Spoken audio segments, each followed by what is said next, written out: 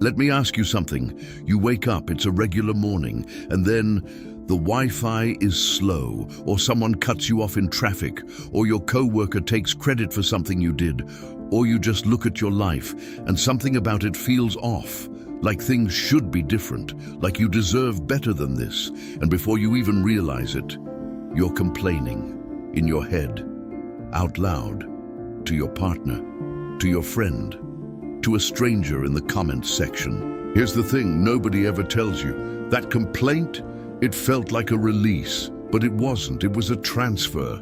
You just handed over a piece of your power to something that was never going to give it back. And that's what this video is about. This isn't a video about staying positive. I'm not going to tell you to smile through the pain or pretend things don't hurt. What I'm going to show you is something older and much more practical than that. It's a shift in how you relate to difficulty, a mindset the Stoics developed thousands of years ago that honestly most people alive today have never even encountered. Not really, because if they had, they'd complain a whole lot less, and they'd get a whole lot more done. So if you've been feeling stuck, like life keeps throwing the same curveballs and you keep swinging and missing, stay with me. This one might change something for you. And if you're new here, subscribe. We use Stoicism as a real-world tool on this channel. No fluff, just principles that actually hold up. Here's something I want you to sit with for a second. When was the last time complaining actually fixed something? Not vented something, not temporarily numbed something. Fixed it, I'll wait. Because most of us have been conditioned to believe that expressing frustration is the same as dealing with it. We grew up in a culture that says, let it out, say how you feel, don't bottle it up.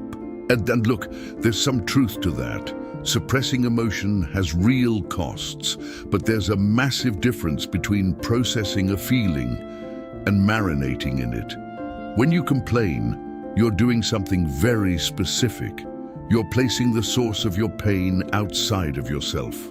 You're saying, that thing, that person, that situation, that circumstance is the reason I can't move forward.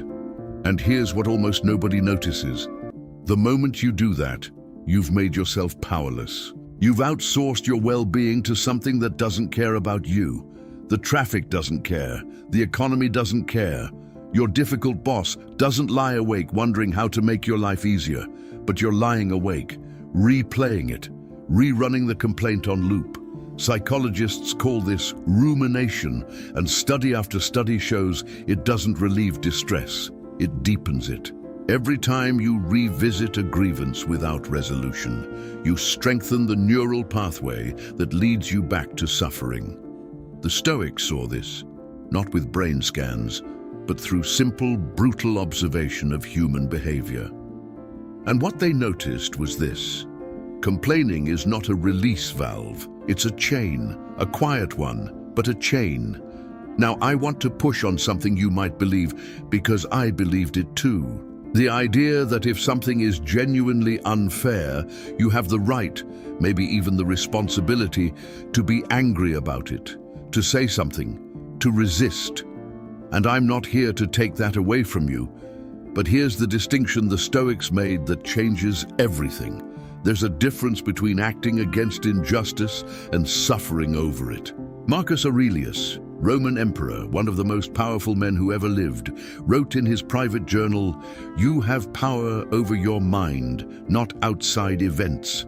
Realize this, and you will find strength."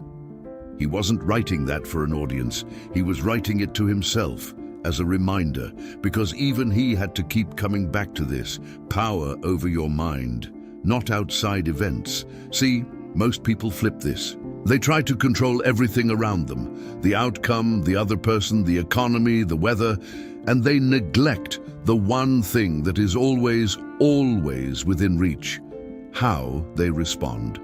Here's an analogy I want you to hold on to. Imagine you're sailing.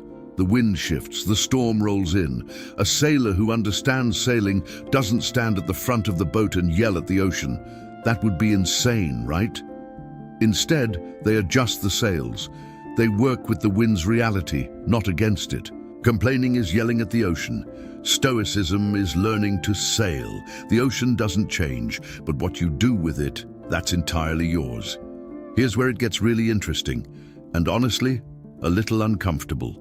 The Stoics believed that the thing creating your suffering isn't the event, it's the story you tell about the event. Epictetus, a man who was born into slavery, who had no freedom, no wealth, no political power, wrote one of the most influential philosophical texts in history. And the opening line of his Enchiridion is this: "Some things are within our power, others are not." That's it.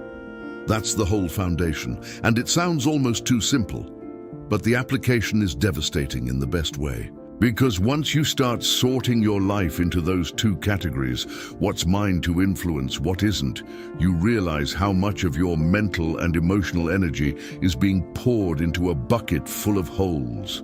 The weather isn't yours to control, but your plan for the day is. What your coworker thinks of you isn't yours to control, but the quality of your work is. Whether the economy collapses isn't yours to control, but how you position yourself financially, that's yours. The Stoics called this the discipline of desire and the discipline of action. Focus desire only on what you can affect.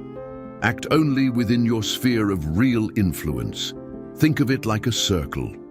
Inside the circle, your thoughts, your effort, your values, your choices. Outside the circle, everything else. Every time you reach outside that circle to try to fix, force, or control something, you're not just wasting energy, you're shrinking yourself. Because your identity starts to depend on things that were never yours to own. When you pull your energy back inside that circle, something surprising happens. You feel more capable, more grounded, not because the world got easier, but because you stopped fighting a war you were never meant to fight. So what does this look like in practice? Because Stoicism without application is just philosophy, and philosophy without application is just a hobby. Let me give you 3 shifts, real ones. Not motivational platitudes. Shift 1, trade the complaint for the question. The next time something frustrates you, and I mean anything, the small stuff counts. Instead of defaulting to "this is terrible, this shouldn't be happening," try this.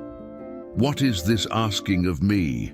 That single question is a doorway because it assumes there's something you can do.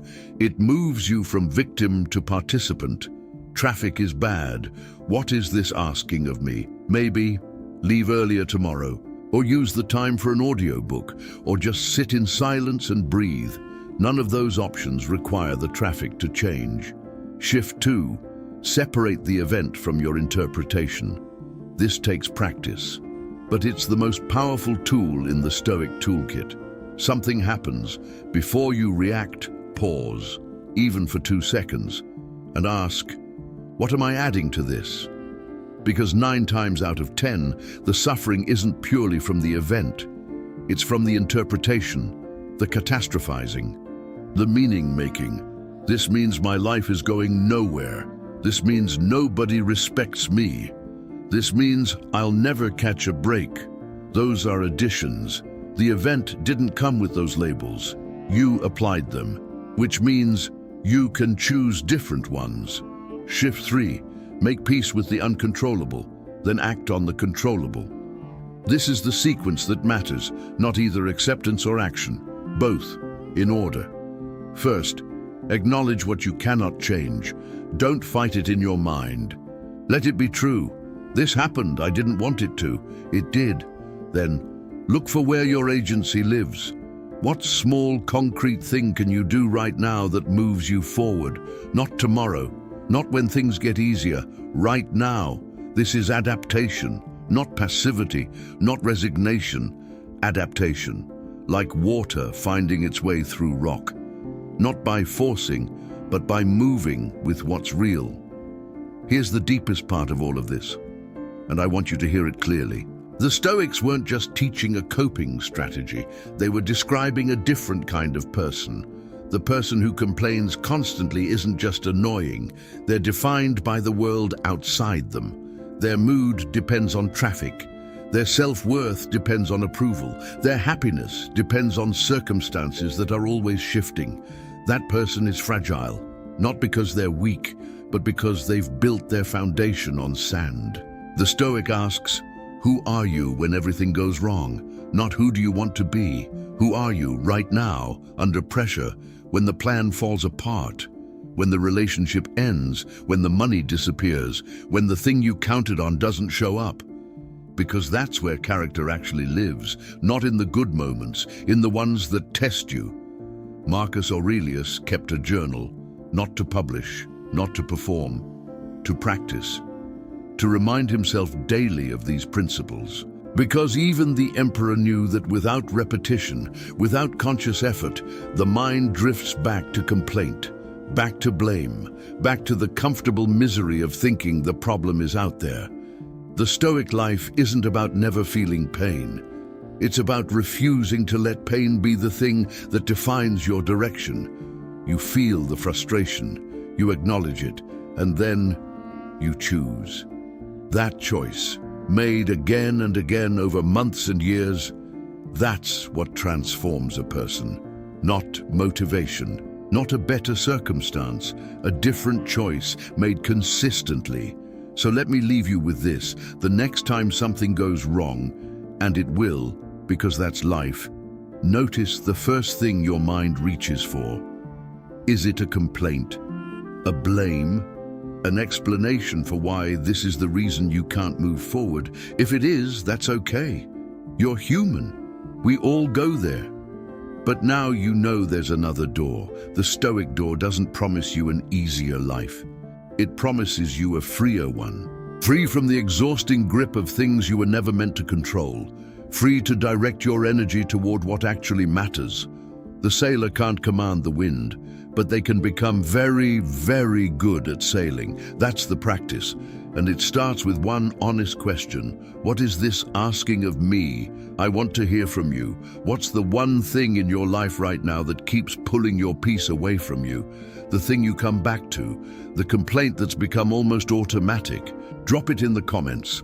Not to vent, but to name it, because naming it is the first step to no longer being owned by it. And if you want to keep going deeper with this, if you want to understand how Stoicism applies to ego, to relationships, to ambition, to fear, subscribe to the channel. This is what we do here. Take care of yourself. I'll see you in the next one.